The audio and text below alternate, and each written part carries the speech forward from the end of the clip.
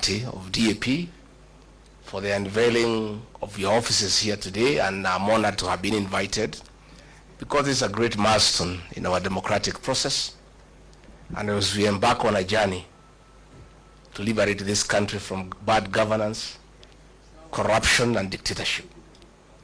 And I am very elated to join this team of distinguished leaders in this country who have played a significant role in our democratic process.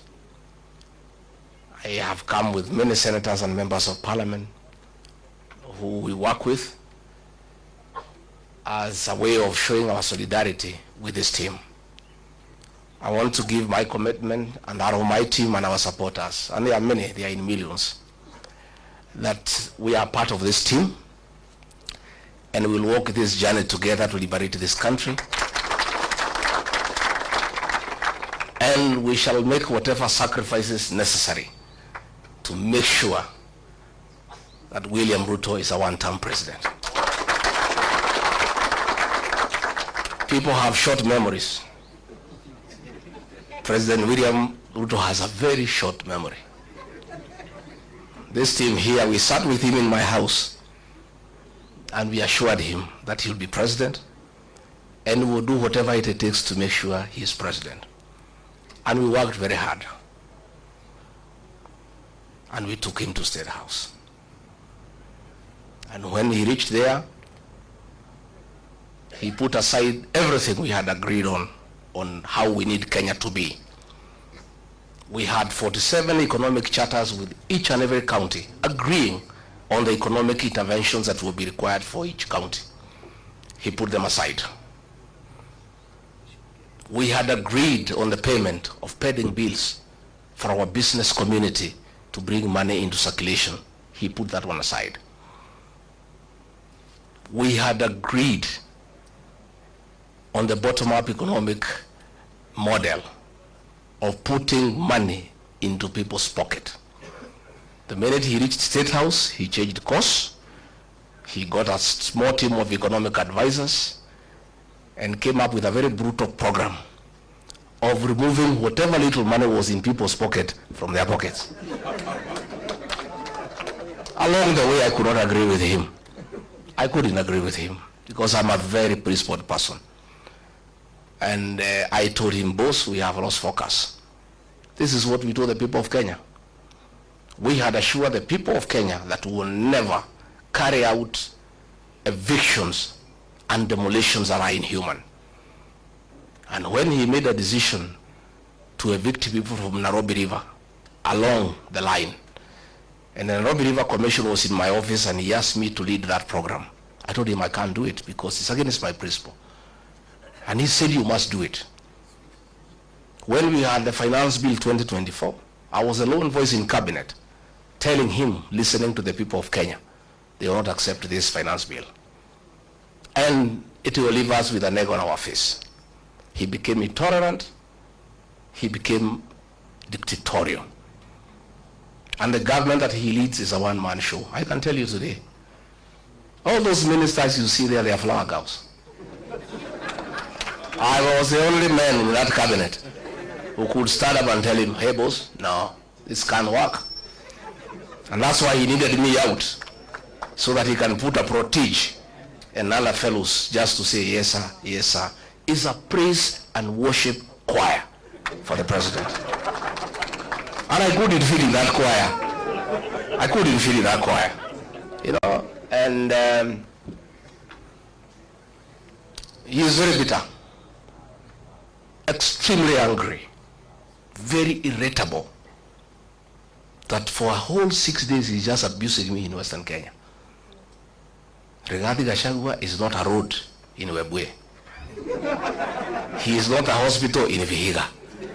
He is not a water pan in Kakamega. He is not a slaughterhouse in Bungoma. President of the Republic of Kenya has gone to Western for 6 days, just talking about Rigathi Gachagua, occasionally Kalonzo Musyoka, because he's bitter that his voting bloc, the one that made him president, the Mount Kenya bloc, is gone and gone and gone forever. And I told him, it is his own undoing. I told him, don't touch the mountain. See the Bible. If you read the Exodus, I told him, don't. Many times. But it's because he has some young MPs he moves around with. Young boys who are born in towns and brought up with Sererak. They don't know the community. So they tell him, no, it's okay, no problem. Mulima ni yako, wewe ulikuja huko mwenyewe. Hawa watu ni wako, hata ukitoa huyu weke huyu hakuna shida. Nikamwambia mimi ni mzee. Hawa watu bila wajua. These fellows on the mountain, they hate betrayal and they hate deception. Because of what Mzungu did to them, they hate betrayal.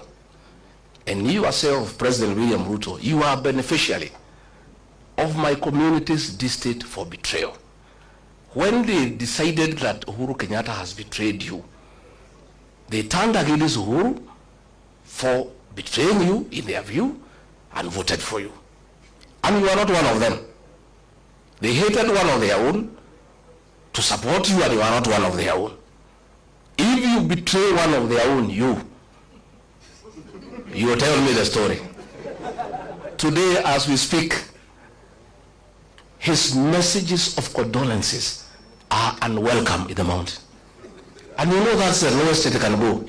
You know funerals are very solemn. In my community where I come from, even if it is suspected you had a hand in the death of the person being buried, people still allow you to come and even give condolences. When the people say they cannot listen to your condolence, you know it's over. The other day we were in Embu, and they are trying to blame Justin Muturi Bidan because the people rejected his condolence message. The president wrote him abusive messages the whole night, threatening to sack him. But even if you sack Bidan Muturi, nothing will change in that area. Nothing. And I told him, and he cannot say I did not tell him. Because me, I'm an honest man. I sat him down and I said, boss, you believe my now, why he's annoyed is because 47% of his support, 4 million votes, iko nje. Sasa anategemea ati Raila akienda AU, he can transfer zile zake. Zile za Raila zilikuweko za Wiper, they are not there. Ile ya Mlembe, it's not there. Hii ya Kisii, it's not there. Huyu jamaa amekwama. Amekwama. And I can tell you, because I know him, he is cornered. Kazi yetu rahisi sana is to stay together and unite our people. Mimi naomba jamii ya Mlembe. Amekuja huko anaita mimi mkabila. Ati ndio mimi nisisaidie nyinyi. Siku nilimsaidia, hakujua mimi ni mkabila. When we voted for William Ruto, we knew he's not a Kikuyu. 87% of my people voted for him. We knew he's not a Kikuyu. 13% voted for Raila Odinga. We knew he's not a Kikuyu.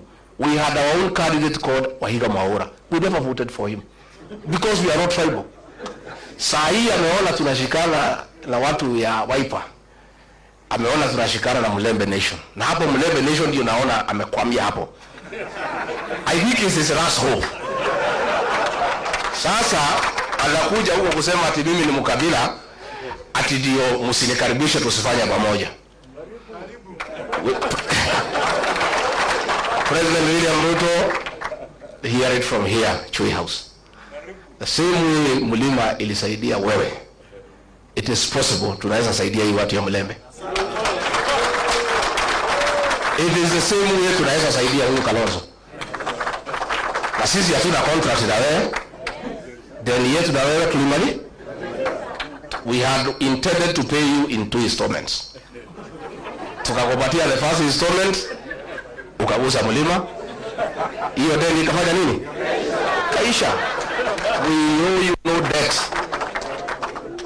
So, anaenda pale Western, anasema tumefukuza huyu Rigathi Gachagua, and he is corrupt. William Ruto, my friend, do you have the moral authority